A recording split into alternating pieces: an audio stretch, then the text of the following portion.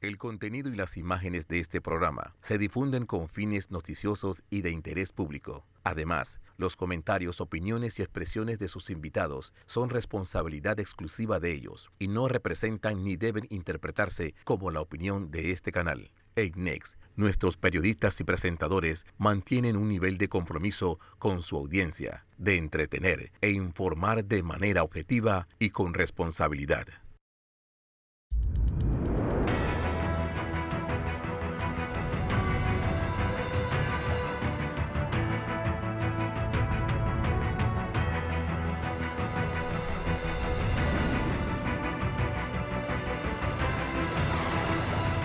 Muy buenos días, Panamá. Hoy es domingo 17 de enero, año 2021. Le doy la bienvenida a Entre Líneas, aquí en Next Canal 21. Bueno, una semana pues de vértigo. Este impeachment en los Estados Unidos, esta pues decisión de varios países de la Unión Europea de cerrarse en medio de esta pandemia. Lo ocurrido en Perú, que vive este rebrote, al igual que varios países de Sudamérica. En nuestro país se decidió pues, confinar a 6 provincias, además de Panamá y Panamá Oeste, para evitar estos contagios. Pues, ¿dónde o qué debe pasar pues, en este mes de enero que hemos estado, sobre todo los que vivimos en la ciudad capital y en la provincia de Panamá Oeste, pues, confinados totalmente, sobre todo ahora en fines de semana? Recuerden, hoy tenemos pues, prohibido salir, igual que el próximo fin de semana. ¿Cómo va a ser la reapertura? Escalonada. En el mundo, sin lugar a dudas, la noticia del mes. Pues la Cámara Baja norteamericana decide realizarle un impeachment al presidente Donald Trump. José Luis Ríos. Buenos días, Fernando, y con todas estas estrategias que están siendo implementadas por el gobierno nacional para ir disminuyendo o tratar de ir disminuyendo los casos del coronavirus en nuestro país, que el porcentaje de positividad va variando con el pasar de los días. Sin embargo, una cuarentena total para estas provincias, como lo hemos mencionado, Panamá, Panamá Oeste, Veraguas, Coclé, también Los Santos y Herrera, donde estamos encerrados prácticamente los fines de semana hasta el 1 de febrero. ¿Qué va a suceder allí? Hay una situación con el tema también de las movilidades en Herrera, donde ellos van a tener que salir por número de cédula a partir de este lunes. Además, por género, lunes, miércoles y viernes van a ser las mujeres, martes y jueves los hombres. Esto por la situación que venía y que ya veníamos anunciando, el incremento de casos en esta provincia. Sin embargo, ver cómo va a ser esa manera gradual y cómo se está afectando nos trae recuerdo como entre mayo y junio, Fernando, cuando nos daban que iban a hacer reaperturas por etapas. ¿Van a seguir siendo así? ¿Se va a poder controlar de tal manera? También está con nosotros Guillermo Ruiz. Don Memo, bienvenido. Oye, también nos va a acompañar Memo, a quien le doy la bienvenida, Elisa Suárez, presidenta de APEDE. A ambos, bienvenidos. Y empiezo contigo, Guillermo, que eres chitreano. Bueno, además de los pros y los contras de aquella risible disputa entre La Arena y Monagrillo, pues parece que la situación en Herrera es mucho más seria, no solamente a nivel de pandemia, sino también a nivel económico, donde pues este confinamiento pues, lo reduce a mucho, y más cuando se sabe que varias de las camas del sistema de salud de Herrera fueron traídas a Panamá cuando tenían pocos casos. Bueno, lo que sucedió ahí fue que el director de la Caja de Seguro Social en algún momento hizo una gira allá y la verdad es que la situación en Herrera era bastante diferente y eso pues motivó a que trajeran camas para acá y ahora se ha invertido la situación. Ahora, era una situación previsible y por ahí mismo pues le doy los buenos días a todos los que nos ven y a ti, Fernando, y a José Luis. Y dentro de esta previsibilidad, como siempre, se improvisó y de alguna manera la Caja de Seguro Social, cuando se abrieron los cercos. Bueno, antes de que recuperemos a Guillermo Ruiz, con nosotros Elisa Suárez, presidenta de APEDE. Elisa, te doy la bienvenida, feliz domingo, que fuiste tal vez una de las voces más fuertes cuando se enteró de esta decisión del gobierno de confinar, no solamente mantener el confinamiento en Panamá y Panamá Oeste, sino confinar 4 provincias más? Feliz domingo a todos, muchas gracias por la entrevista. Más que tal vez ser una voz muy fuerte por decir no cierren o cierren, yo creo que mi llamado de atención es así vamos a cerrar y vamos a hacerlo por un tema de salud que podemos entender en el tema de los contagios, porque efectivamente tenemos una situación de salud muy delicada. Mi pregunta va un poquito más allá, o sea, cerrar, ok, está bien, sí, pero ¿cuál es la estrategia dentro de esos cierres que vaya a cambiar la situación una vez nosotros hagamos las reaperturas que tendrán que hacerse? Tú no puedes tener un país cerrado eternamente. Entonces, mi pregunta básicamente es, ¿qué proceso estamos haciendo de trazabilidad? ¿Qué estamos mejorando en los temas de disponibilidad hospitalaria? Pero sobre todo, ¿qué estamos haciendo para tratar de evitar que las personas lleguen a los hospitales? Yo creo que al final eso es lo que todos perseguimos, que la gente no se enferme y no llegue a los hospitales. Y Claro. nos parece que más allá de una cuarentena hay otros temas que ya tenemos que abordar. Ya vamos para un año de esta situación. Creo que hay tecnología de por medio en muchos países ya probada, que tal vez podríamos nosotros también tener a la disposición en el país. Creo que esta disputa entre médicos en cuál es el tratamiento profiláctico, si existe o no hay tratamiento profiláctico, o no se da nada, o si se da esto, también es una materia en la cual hago la exhortación. Yo no soy médico ni pretendo ser ministro de salud ni nada por el estilo, Claro. simplemente hago el llamado de atención que quienes están llamados a orientar a la población de forma adecuada son precisamente los galenos, los que atienden todos los días casos y tienen una perspectiva de las cosas, y los que tienen una perspectiva desde el punto de vista global y de las medidas que se toman a través de las organizaciones internacionales. Yo creo que ellos deben conciliar posiciones, Claro. igual que nosotros desde el sector privado. Así que, ya te digo, es más bien un llamado de atención que quiero hacer muy fuerte en el sentido de trabajar en hacer las cosas distintas. Yo no sé cuáles son las mejores, Claro. posiblemente todos tengamos que ponernos de acuerdo, pero haciendo lo mismo que hicimos en junio, no vamos a conseguir resultados distintos a los de estos cierres. Esa es una posición que creo que es importante que verifiquemos. Alisa, el martes el Consejo de Gabinete debe dar una nueva pauta referente a lo de la suspensión de contratos, porque es decir, nadie puede mantener suspendida un contrato por un año y menos una empresa pues llegar a algún acuerdo cuando no ha tenido ingresos durante todo un año. Es decir, ¿cuál va a ser la posición o si se ha pedido la consulta al sector privado para buscar una posición que bueno, no sea, que esté a medio camino y que de nuevo no toda la carga no caiga en manos de la empresa? Bueno, definitivamente nosotros estuvimos en la revisión del decreto 229 Sí, y del decreto 231, que modificó, cuando se supo de la cuarentena, modificó el plazo para entrar en vigencia el 229, que era a partir del mes de enero. sí. Entonces, obviamente, nuevamente tenemos que revisarlo, y además de los tiempos, tenemos que revisar todo lo que es la relación obrero-patronal, porque con estos nuevos cierres, todo lo que habíamos conversado anteriormente, definitivamente también va a tener que ser modificado. Aquí se habla de un anteproyecto de ley que debe estar realizándose, que debemos conversarlo más profundamente y que nosotros como sector privado ya hicimos observaciones, sobre todo a todo lo concerniente al decreto 229, que muchas cosas están contenidas en el proyecto de ley.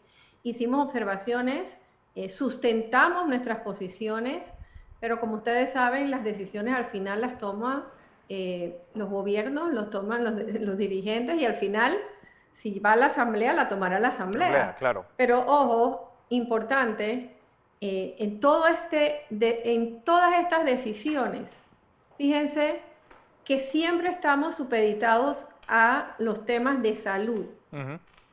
No les digo que esté mal, lo que les digo es que esos temas de salud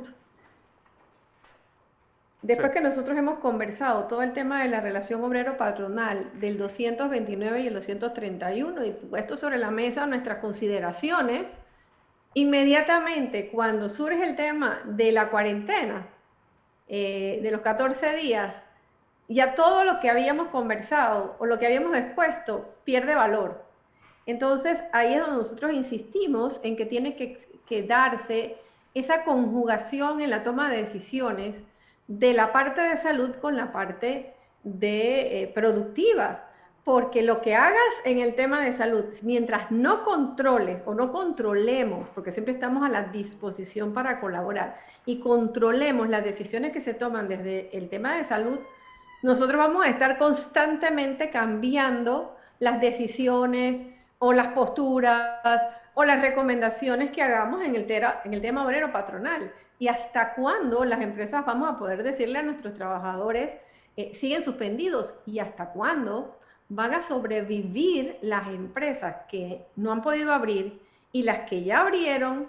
¿Cuántas podrán sobrevivir ante una situación tan incierta como la que tenemos en este momento? Bueno, una Esas situación son preguntas importantes. que se han catalogado de sindemia. Bueno, no solamente hay una pandemia de salud, sino una pandemia social, una pandemia económica. Ya el Ministerio de Trabajo ha dicho, el desempleo abierto terminó en el 2020 en 18.5. ¿Cuáles son los números que maneja PEDE para este 2021? Porque nos hemos ido tal vez con la flauta de este flautista de Jamelín del CEPAL diciendo, no, vamos a crecer 5%, sí, pero ¿cómo lo vamos a hacer para este 2021? Esa es la gran incógnita, y que todos podamos llegar a disfrutar de ese crecimiento. Por supuesto, yo creo que el crecimiento que se vaya a dar es muy moderado, Sí. porque aún no hemos podido iniciar el proceso de crecimiento. Sí. O sea, mientras estamos con una economía cerrada y con estos casos dándose, evidentemente el país no se ha reactivado. Va a ser mucho más gradual. Nosotros tenemos la sensación de que puede ser mucho más allá la caída del 18%. Ojalá no sea así, pero esta es una noticia en desarrollo. Lamentablemente en este momento, con la situación como se ha presentado, nosotros no vamos a ver los resultados de, por ejemplo, este último periodo de confinamiento y reducción de movilidad, primero en Panamá y Panamá Oeste y ahora en otras provincias. No lo podemos decirte ahora, tantas empresas van a cerrar, general, global, es muy complicado. Claro, es muy complicado.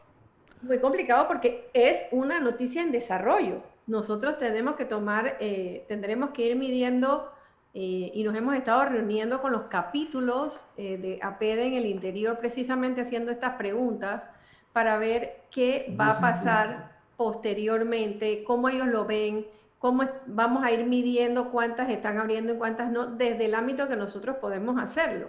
Porque definitivamente necesitamos también la información que sea generada a través de la Contraloría General de la República, que lamentablemente está dándose con retrasos en la parte estadística, y eso es muy importante para nosotros poder tener un control exacto de cuál es la situación. Entonces, si uno está carente de esa información requerida, pues es más difícil. Ustedes oirán, por supuesto, a los presidentes de cada gremio que maneja restaurantes, hoteles, qué sé yo, retails, etcétera. Ustedes los escucharán, ellos tendrán algún dato numérico confiable de esas agrupaciones, pero cuando tenemos que ver el universo de industrias, evidentemente es un crecimiento muy limitado. Fíjese qué interesante que nosotros en el mes de noviembre, inicios de diciembre, nosotros habíamos comenzado a tener una mayor cantidad porcentual de reactivación de contratos. Evidentemente porque claro, era un periodo del año que se esperaba que hubiese más flujo de negocios. Pero inmediatamente surgen las primeras cuarentenas de los fines de semana del 24 de diciembre, 23 de diciembre y de finales de enero. Evidentemente te quedas con una sensación de que, ¿y ahora qué hago? Acabo de reactivar contratos y ya estoy preparándome para los cierres de estos fines de semana, pero además me están advirtiendo que posiblemente viene una cuarentena.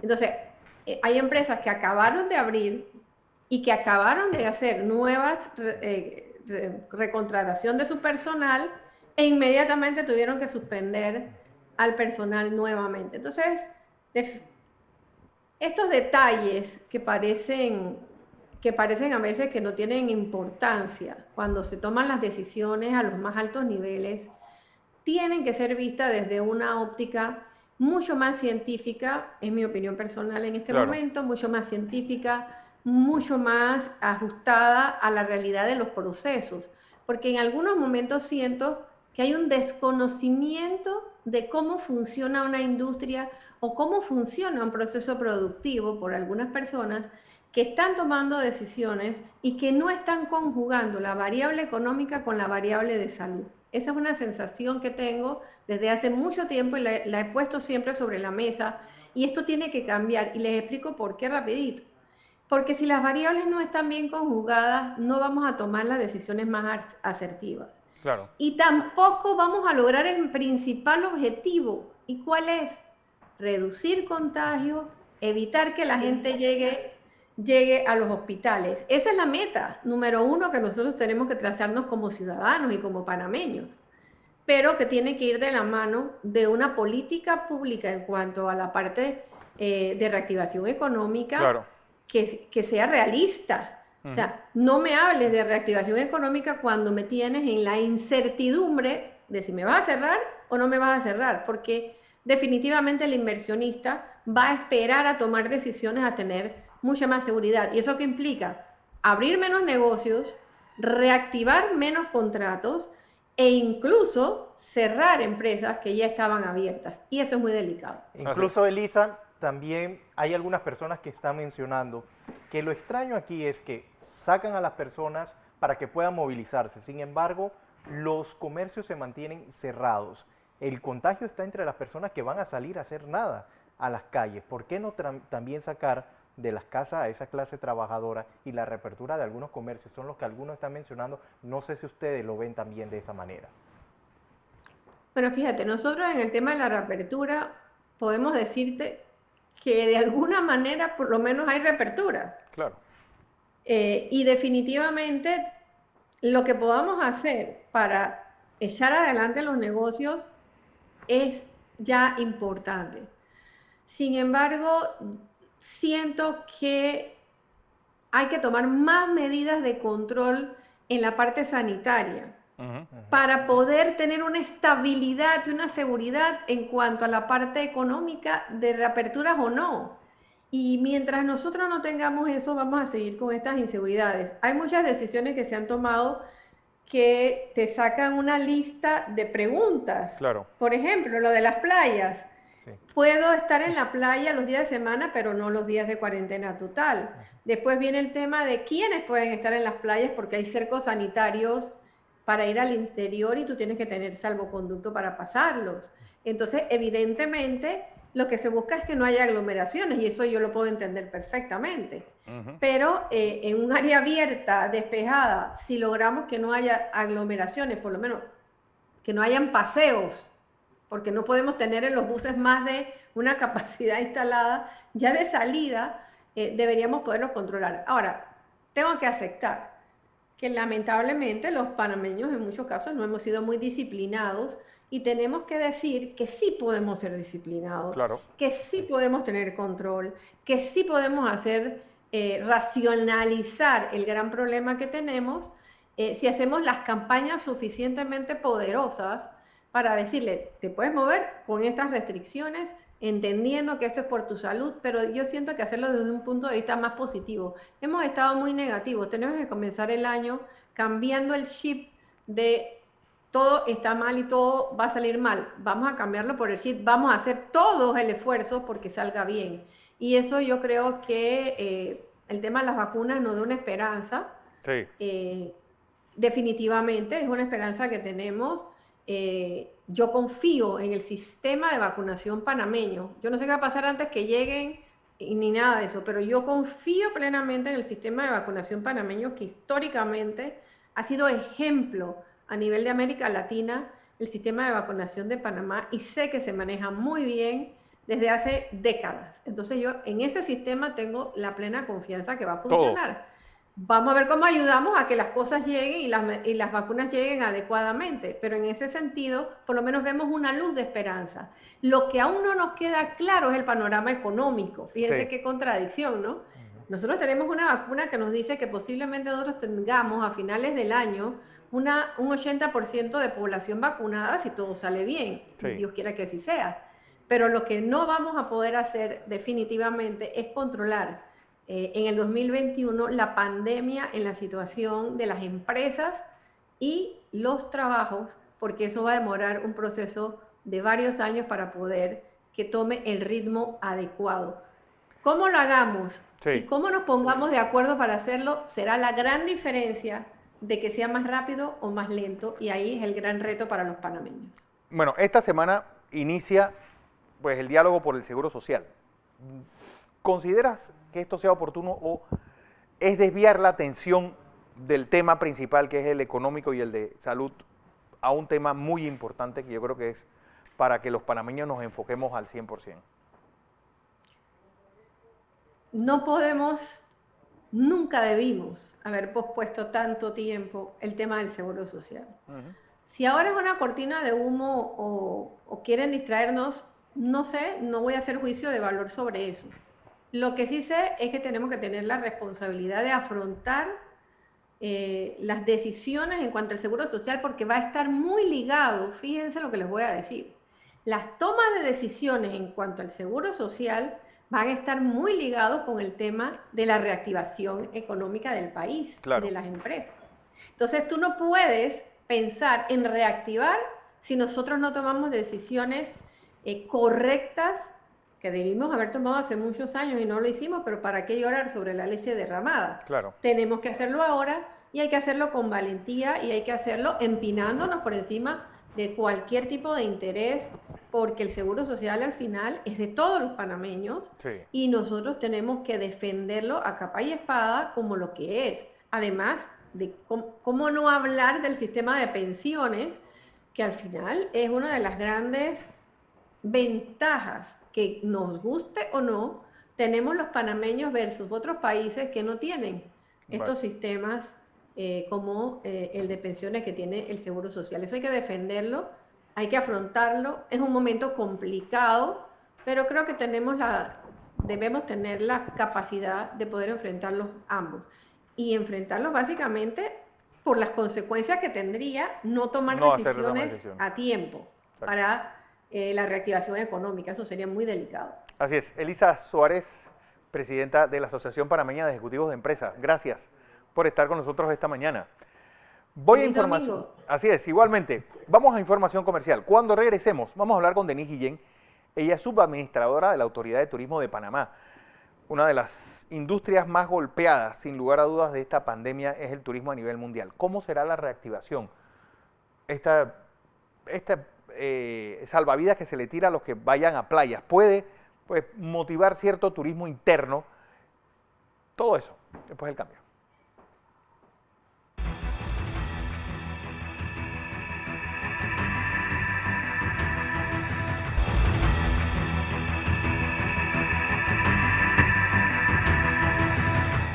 Bueno, nuestra siguiente invitada, seguimos aquí en Entre Líneas. Ustedes nos ven por Next Canal 21, nos puede escuchar también por KW Continente. Nuestra siguiente invitada es Denise Guillén, ella es subadministradora de la Autoridad de Turismo de Panamá. Denise, feliz año, buenos días y feliz domingo. Buenos días, muy buenos días a todos. Encantada de la oportunidad que siempre nos brinda de poder compartir con toda tu teleaudiencia. Bueno, se dio esa rendición de cuentas de la Autoridad de Turismo del año 2020 y 2021. El 2020, yo creo que muy poco que mostrar, más que haber hecho estar de frente con hoteleros y empresarios de turismo en un año que fue difícil no solamente para Panamá, sino para todo el mundo. ¿Qué debemos esperar para este 2021, donde no habrá ferias, donde no habrá carnavales, donde nos restringen el uso de playas, ríos, que también era otra forma de dejar dinero en el interior del país? Bienvenida. Gracias. Efectivamente, tuvimos el día lunes nuestra rendición de cuentas, una rendición de cuentas que yo creo que está llena de optimismo, con un mensaje muy fuerte en cuanto a lo que es el ordenamiento. Nosotros cuando llegamos a la posición en julio del 2019, encontrábamos ya un escenario difícil para el sector turismo. Claro. Y luego nos encontramos con esta nueva crisis que, como bien lo mencionas, es de todo el mundo, pero de todos los sectores económicos, uno de los más golpeados definitivamente es el turismo.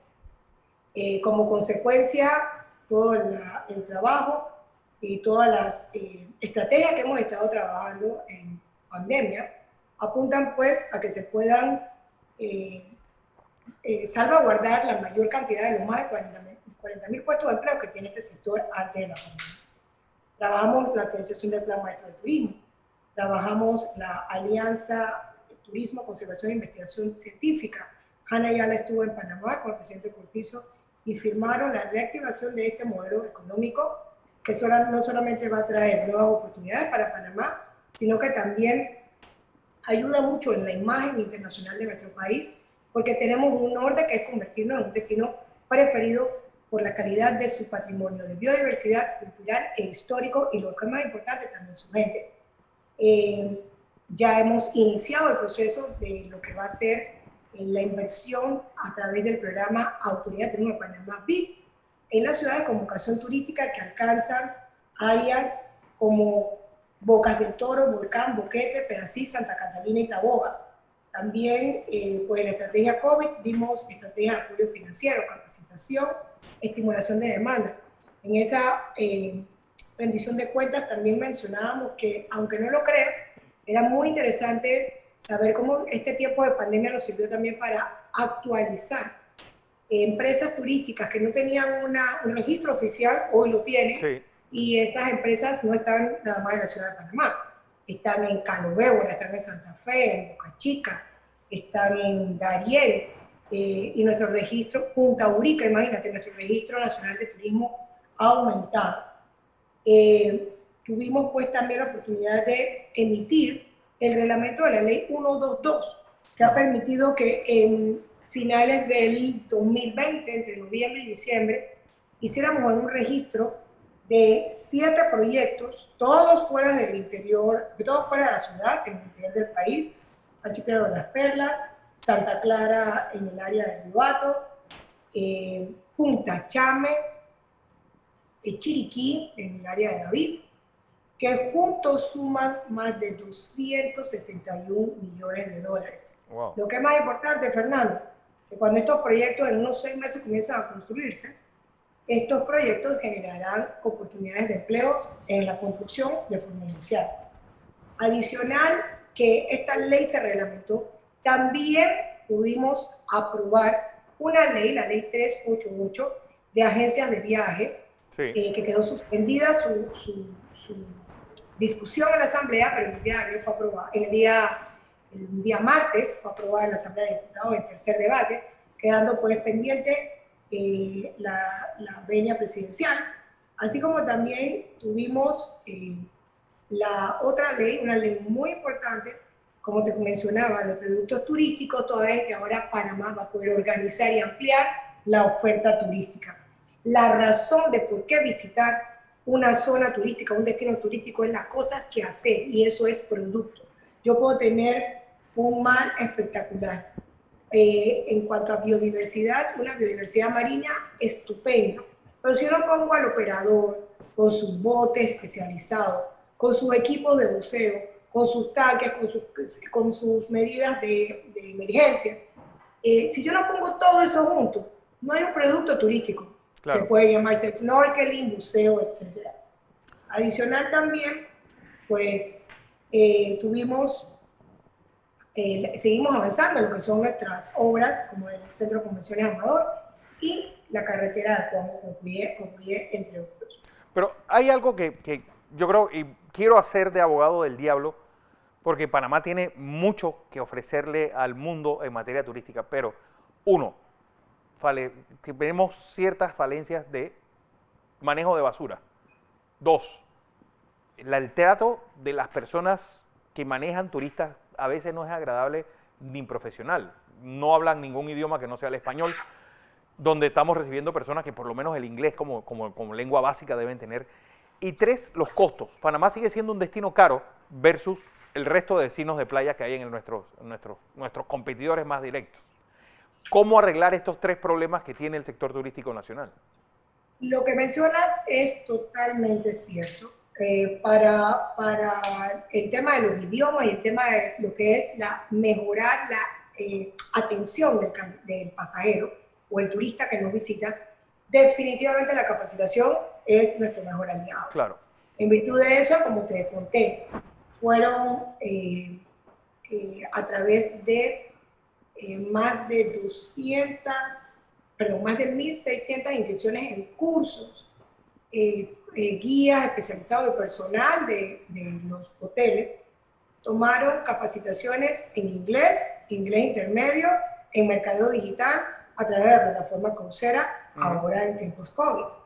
Claro. Nuestra INADE, nuestro Centro de Enseñanza para Formación de Recursos Humanos, tiene también estos cursos disponibles. Pero lo que mencionas, sentimos que esa es la mejor manera de afrontarlo, con capacitación. Sin embargo, no podemos dejar de olvidar que Panamá, en donde el idioma oficial es el español, claro, también tiene entre sus mercados emisores principales de turistas países como España, como prioridad en Europa, y también la región centroamericana y suramericana, donde no solamente es el inglés, sino también portugués y otros idiomas que deben hablar. Pero el español, cuando te hablo del idioma español y podernos comunicar, entonces ahí va la capacitación del guía. Vale. ¿Qué tan eficiente es ese guía, tanto en atención de un grupo como en la información que le han visitado? Así que créeme que en eso estamos trabajando.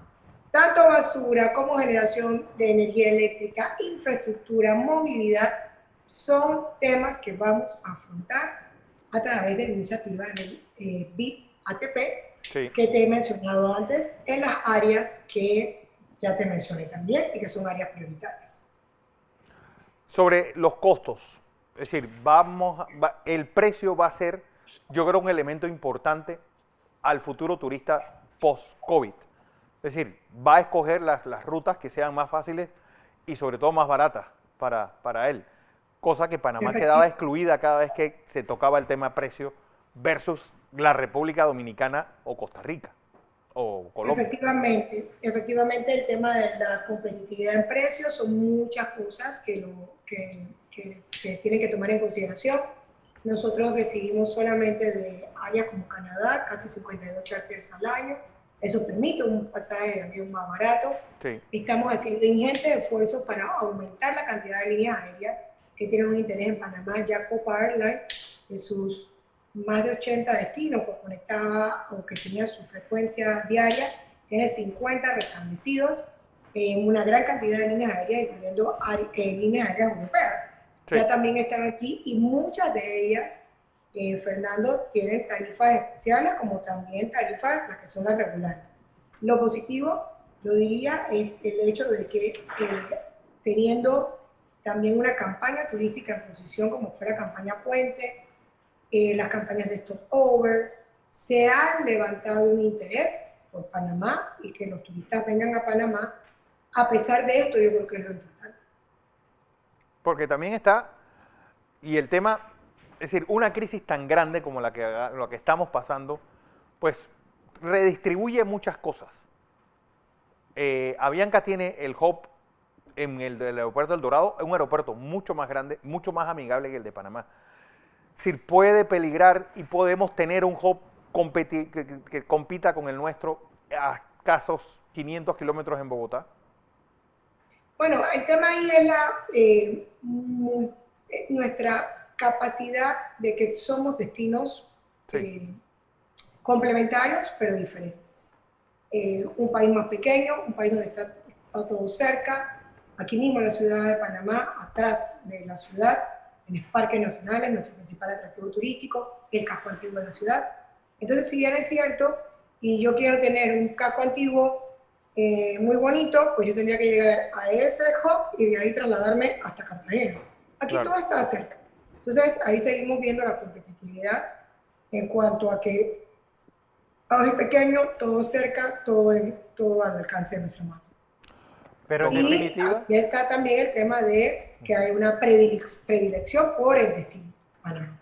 Denise, pero en definitiva, ¿cómo se hace para crear ese sentimiento de realizar turismo interno entre los panameños? Porque muchos panameños siguen diciendo, ir a Bocas del Toro me sale más caro que ir a Colombia en tan solo un par de semanas, un par de días. Entonces, ¿cómo despertar ese sentir de los panameños para visitar nuestros lugares, que son lugares muy hermosos, y no estar yendo a los mismos lugares donde a la final no le estamos dando un empuje a la economía de ciertos sectores?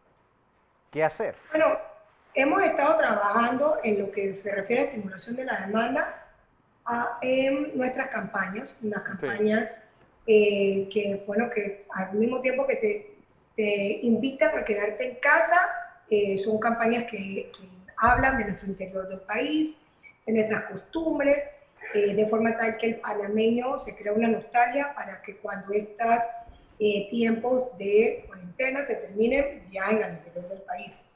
Yo tengo mi casa en el interior del país y yo te puedo decir que las áreas como desde Coronado hasta Farallón, Buenaventura, áreas como Boquete se han visto con muchas personas alrededor, que tú reconoces que no son los normales residentes de esas áreas. Entonces, nosotros tenemos la campaña de La Tierra que nos eligió. Panamá destacó entre las mejores campañas turísticas de prevención COVID-19, pero al mismo tiempo que hacíamos prevención COVID, estábamos promocionando ese interior del país.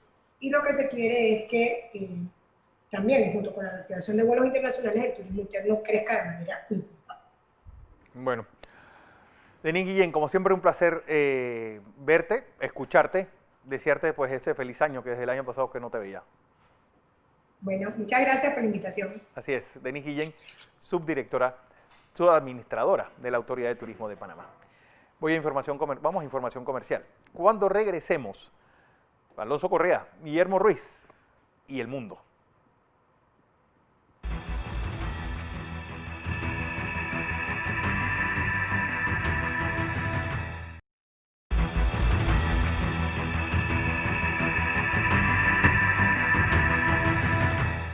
Seguimos con más de Entre Líneas y a pocos días de salir de la Casa Blanca, el presidente Donald Trump sigue generando noticia en estos últimos días y que ha generado muchas reacciones en cuanto a todo el manejo de las redes sociales y también hasta un posible o ya un juicio político. Pero para ampliarnos sobre este tema nos acompaña esta mañana Alonso Correa. Buenos días, Alonso.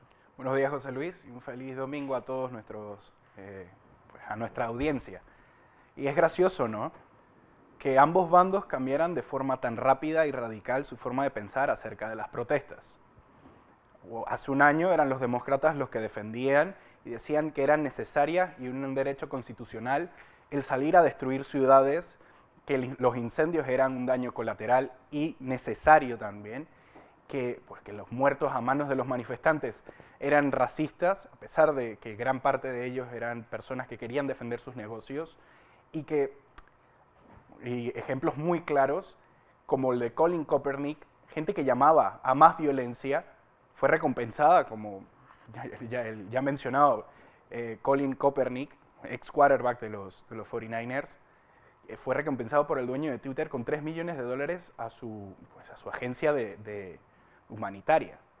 O sea, es ahora que vemos a los republicanos los que dicen que el asalto al Congreso fue algo necesario, que las protestas son una manifestación, las manifestaciones es un derecho constitucional, que toda la destrucción a la oficina de Pelosi es algo que se merecía, que los robos fueron algo colateral y sin importancia, y que el policía que murió en una paliza en el asalto al Capitolio, pues fue algo que no se podía evitar.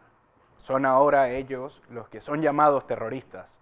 Hace un año eran los demócratas los que eran llamados terroristas internos, pero a pesar de que las similitudes en ambas situaciones, fue el que llamó a que se terminaran las protestas de forma pacífica, el que dijo que los manifestantes regresaran a su casa, el que jamás incitó a más violencia, al que se le censuró en más de una docena de redes sociales y que tiene un veto de por vida en Twitter, Facebook, Snapchat, Instagram, Gmail, Google.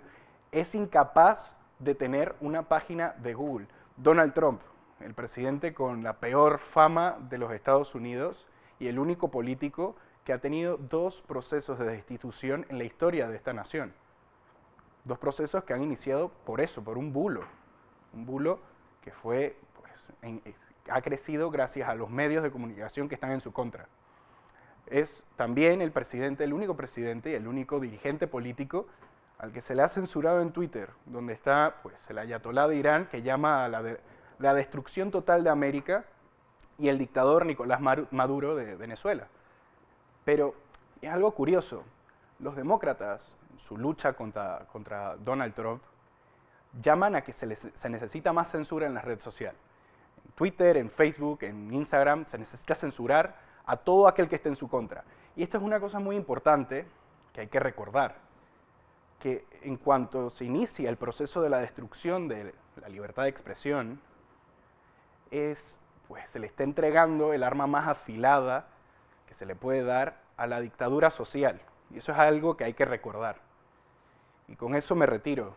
Regresamos contigo, José Luis. Así es, Alonso, gracias por esos comentarios. Y precisamente vamos a hablar con Guillermo Ruiz, porque Guillermo, todo esto que está ocurriendo en contra o hacia la contra del presidente de los Estados Unidos, Donald Trump, de cerrarle sus cuentas o sus redes sociales, incluso hasta YouTube, da mucho que pensar que posiblemente había una conspiración contra el mandatario estadounidense.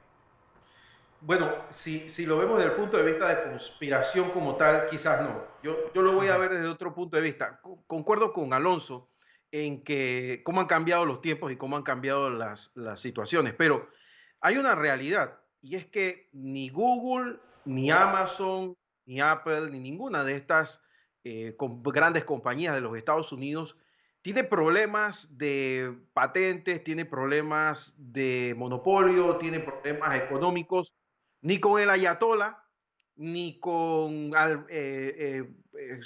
Hezbollah, ni con Maduro, ni con los Castro, ni con ninguno de esos. Los tiene con el Departamento de Justicia de los Estados Unidos, con la Unión Europea.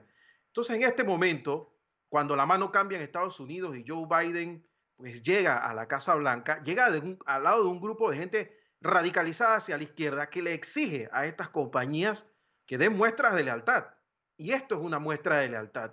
Por el amor de Dios, Twitter ha sido la empresa que ha permitido que se utilice su plataforma para dar cualquier cantidad de mensajes pues, de odio contra los judíos, mensajes donde el Estado Islámico de una forma u otra presentaba las torturas y las decapitaciones que hacía, no mismo Facebook. En Facebook hemos visto asesinatos en vivo. Entonces, te das cuenta de que más que una conspiración hay un tema comercial que trae todo esto. Y lo mismo pasa con los grandes medios de comunicación que le están pasando factura a la actual administración norteamericana. ¿Cuál es el peligro que yo veo de todo esto? Que hoy se le están haciendo a los republicanos, mañana se lo van a hacer a 2 demócratas, pasado se lo van a hacer a los países latinoamericanos. Y si mañana 2, 3 caen de noticias norteamericanas, deciden que un presidente es narcotraficante, es malo, no le cae bien, no le gusta porque sus intereses están de por medio. No te digo Panamá, te digo México o Brasil o Argentina, donde los intereses de estas grandes empresas de medios de comunicación que no solamente están conformadas por estos medios, sino que también por otras organizaciones, porque son grandes holdings. Cuando tú ves esta situación, entonces te das cuenta de que de alguna forma hay que tener cuidado con el resultado de lo que está pasando durante esto. Esto no es tan fácil de medirlo, no se puede decir que es solo contra Trump. Hay un tema comercial detrás. Pero es que, Memo, hay que verlo desde la óptica de lo que va a ser la futura conferencia de Davos y ese gran reset, el gran reseteo, que es el título de la conferencia, y verlo desde la óptica también que el plan de Biden casi era un calco, un plan hecho, parecía que en Silicon Valley. Es decir, va un giro importante en una economía que va a estar más en lo virtual y en lo digital que en lo real y concreto, como era el plan de Trump, que tenía que ver mucho con la industria de la energía concreta, petróleo, gas y energía, pues la creación de energía. Esta no, esta va más allá hacia la inteligencia artificial y hay que ver si Joe Biden realmente le vendió el alma al diablo, porque cuántos derechos, y ya nosotros estamos viendo, y me gustaría también oír tu opinión como ingeniero en sistemas, estamos viendo la puntita del iceberg con esa decisión de WhatsApp de hacer y vender hasta nuestros pensamientos. Bueno, voy a comenzar por lo primero. A ver, para que nos contextualicemos. Joe Biden vino a Panamá como vicepresidente y se reunió con el expresidente Ricardo Martinelli en una reunión donde la mayor parte de la misma tuvo que ver con temas de seguridad, un barco de Corea del Norte que andaba por aquí y otras cosas. Pero el verdadero trasfondo de su visita a nuestro país tenía que ver con a quién se le asignó la construcción de la ampliación del Canal de Panamá. Y ese es un papel que debería ser del secretario de Comercio de los Estados Unidos. Lo vimos al vicepresidente de los Estados Unidos haciéndolo. Bueno, eso es lo que se le ha acusado, por ejemplo, en Ucrania, de estar detrás de intereses. Se le ha acusado de estar con intereses chinos. Hay videos donde él claramente habla de estas cosas. Ahora, teóricamente, los resortes de la democracia norteamericana impiden, por supuesto, que los políticos representen intereses. Pero ya estamos viendo cómo esos resortes pues, se han ido achicando y envejeciendo. Y la verdad es que preocupa mucho la situación. En cuanto al tema tecnológico que estabas diciendo, la verdad es esta. WhatsApp, desde que fue comprado por Facebook, cambió su política y durante muchísimo tiempo esa es una política opcional. Lo que está haciendo ahora mismo WhatsApp es que te está diciendo que su política va a dejar de ser opcional. Lo tomas o lo dejas. Y esto tiene que ver con el hecho de que ahora, como han hecho el gran favor, van a tener políticas más laxas con el gobierno de Estados Unidos, evidentemente. Yo quiero recordar que hasta hace unos cuantos meses, todos estos CEOs de estas grandes empresas estuvieron como gatitos en audiencias en el Congreso y en el Senado tratando de explicar lo inexplicable. Trata de abrir una competencia a Facebook, te va a aplastar. Trata de abrir una competencia a Google, no hay ninguna posibilidad. O sea, las posibilidades que tiene el mercado ahora mismo, la aplicación Parler te la acaba de demostrar cuando se dio esta migración hacia esa aplicación. Y un buen día se pusieron de acuerdo Amazon, Apple, y dijeron, bueno, lo que pasa es que tú promueves la violencia porque dejas que Donald Trump hable ahí y te cerramos los servidores. ¿Y qué pasa con los otros lugares donde se puede alojar? No hay ninguna posibilidad. ¿Dónde podría alojarse Parler? Pues en islas remotas donde hay servidores con pornografía infantil, tráfico de armas, lavado de dinero, y a ninguna compañía le conviene hacer semejante cosa. Entonces mataste a la empresa. Y eso es lo que está pasando realmente. Entonces estamos viendo que se está dando una enorme competencia, sí, donde China tiene ya las herramientas para hacer una alternativa, que es lo más curioso de todo esto. Telegram es una empresa de unos rusos. Es rusa, sí. Entonces te das cuenta de que aquí esto no es tan sencillo como decir que me cae bien o me cae mal Donald Trump, o que el tipo es racista o no es racista. Aquí hay ideas, conceptos y situaciones económicas que superan al propio Donald Trump y que no se están viendo en la situación interna en los Estados Unidos, social, política e incluso de migrantes. Ha cambiado tanto que se nota en el Congreso. Mira, a pesar de todo lo que ha sucedido, todavía hay más de 100 representantes republicanos que apoyan a rajatabla a Trump y que no están de acuerdo con lo que está diciendo Mitch McConnell, que es por ahora el líder de la mayoría en el Senado. Que, por cierto, él está casado con la ex secretaria de Comercio de Estados Unidos, que es de origen chino. Pues no tengo que dar más explicaciones de lo que pasa ahí. Entonces, cuando tú ves estas cosas, te das cuenta de que este impeachment lo que busca es precisamente tratar de acabar con las posibilidades de Donald Trump. Pero el problema que viene detrás de todo esto es que estas ideas ya estaban ahí quizás desde los tiempos de Ronald Reagan y que se fueron, digamos que, diluyendo un poco con el 9/11, pero con la elección de Barack Obama resurgieron.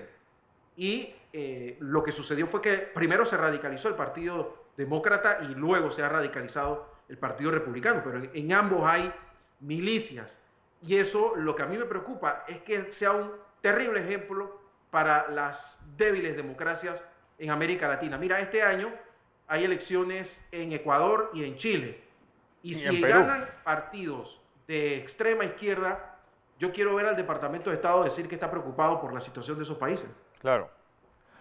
Bueno, José Luis, ¿qué nos espera esta semana? Bueno, Fernando, ver cómo ha ido la curva epidemiológica para conocer qué nuevas estrategias o posibles nuevas estrategias traigan el Ministerio de Salud. Y precisamente, Fernando, también esta semana es crucial porque podría estar ya lo que entra la llegada de la vacuna a nuestro país. Bueno, también hay que decir toma de posesión de Donald Trump en los Estados Unidos y una situación importante. Va a iniciar el diálogo de la Caja del Seguro Social, este diálogo anunciado hace unos meses por el presidente, y cuáles van a ser las alternativas, esperando sobre todo que sea un diálogo que tenga la representación necesaria, que esté balanceado entre trabajadores, gobierno, empleadores y sobre todo que se busque una solución integral. Yo creo que este es un año en el cual ya hemos demostrado los panameños que estamos dispuestos a hacer sacrificios grandes en pos de una misión que le va a resolver la vida no tanto a nosotros, sino a nuestros hijos y a nuestros nietos. Es también una semana donde vamos a estar en ese confinamiento. A Panamá y Panamá Oeste se le van a sumar las provincias centrales, Herrera, Los Santos, Coclé y Veraguas. ¿Qué debe pasar?